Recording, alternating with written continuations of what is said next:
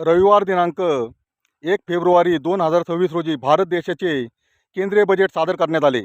हे बजेट 53,50,000 कोटी इतक्या रुपयाचे असून यामध्ये कृषी क्षेत्रासाठी 1,62,000 कोटी इतक्या रुपयांची तरतूद करण्यात आलेली आहे। वास्तविक भारत देश कृषीप्रधान म्हणून ओळखला जातो आणि या कृषीप्रधान देशात फक्त 3% रक्कम ही कृषी क्षेत्राला देण्यात येते, ही खूप मोठी शोकांतिका आहे। गेल्या 11 वर्षापासून भारत देशामध्ये NDAचे भारतीय जनता पार्टीचे सरकार असून त्यांचे वारंवार शेतकऱ्यांकडे असलेले दुर्लक्ष या बजेटमधून सिद्ध होते।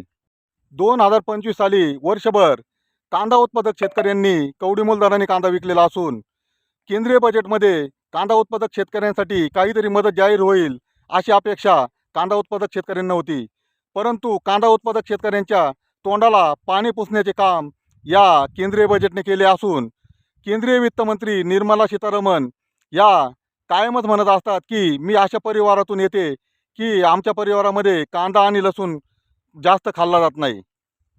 हाँ, मैं इतना लहसुन प्याज नहीं खाती हूँ जी, सो डोंट वरी। मैं ऐसे परिवार से आती हूँ जहाँ अनियन प्याज का मतलब नहीं रखते हैं। याचा थेट अर्थ असं निघतो की कांद्याचे भाव वाढले काय आणि कमी झाले काय निर्मला सीतारामन यांना काहीच फरक पडत नाही।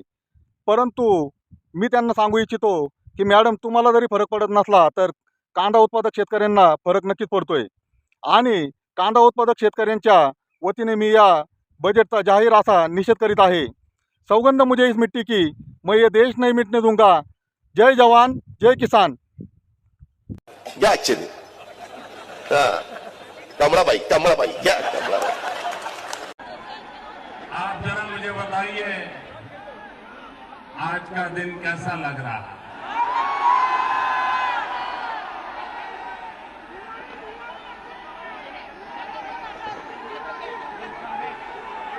अच्छे दिन